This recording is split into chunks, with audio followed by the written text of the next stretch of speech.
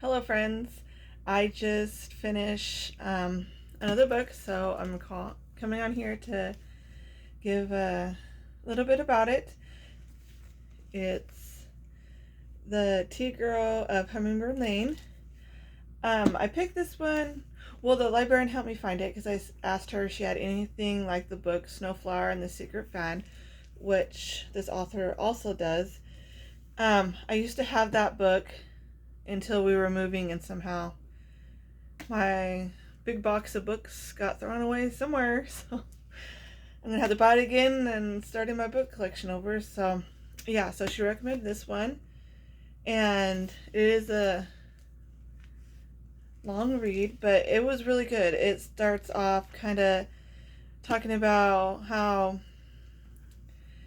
different parts of China in the 1980s were still not developed and still living like the old ways and old beliefs and what they believed and what they celebrated and how they dealt with illness and births and stuff like that. When I first started reading it, I didn't know if I was gonna make it for past the first couple chapters because it talks about what happened in their beliefs when twins were born and what they did to the twins. They believe it was a bad omen and that they needed to cleanse the little tribe of the bad omen so that nothing else comes, to bad to the tribe. And that was a really hard part to read. So I was like, I don't know if I want to read more of this, if there's more customs about, what they do to children they found not worthy or demons or, the unclean to protect their village and stuff. Um, Not that I'm saying that. Sorry about that. My husband came in asking something about the kids. They're outside playing in the water. Um, but sorry, what I was saying is that nothing against the culture and their beliefs and stuff. Is just for me, it was hard to handle, hearing what they did to the babies.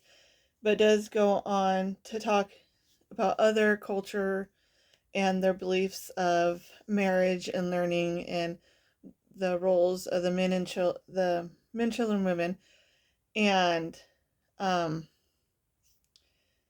then it goes on to how they harvest their tea in their little tribe, and that's how they make their money and their earnings and their food and stuff, and how um, the mom in there has a secret cove of tea leaves that she only has for herself and her daughter. Wants it passed down to the women, not the men. So um,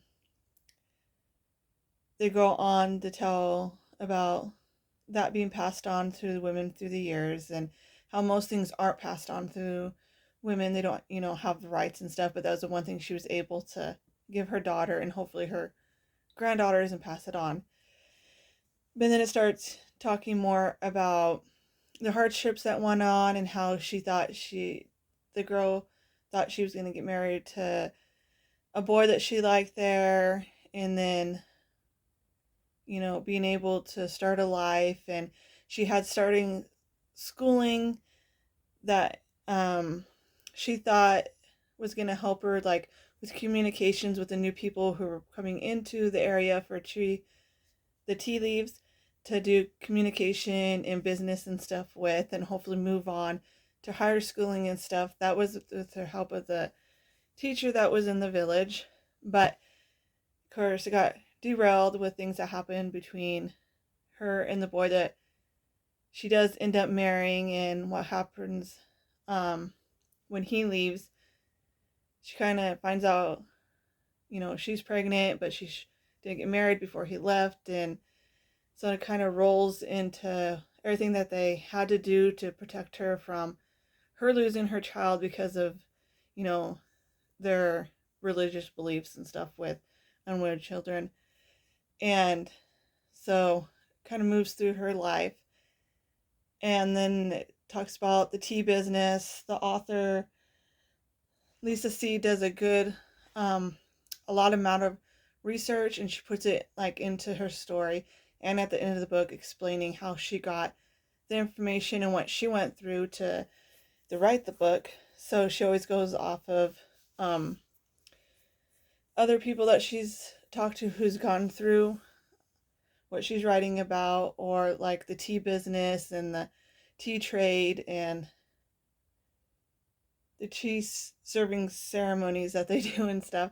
So she does a good job of researching that and putting that in her book.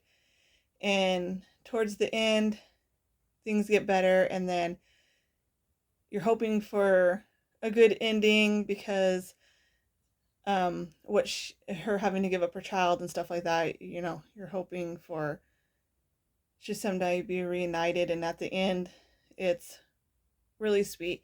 You think it's something's gonna else is gonna end up happening because of the tea market that she was helping with takes a dive and then gets better and then kind of settles. So it was a really good read to learn their culture and stuff. At first, parts of the culture was hard to read, but it was a good book, and she did do a lot of detail about tea ceremonies, tea brewing, tea taste, how they harvest it, what was going on in China at the time, the economics, the government. She put it all in the book. So I highly recommend this book. It is a longer read, but it is worth it. And I did enjoy the ending, I'm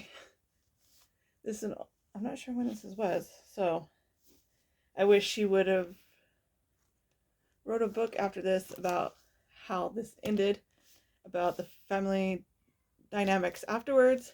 So I'll have to look into it, but I don't think she did. But it is a good book, and I recommend it.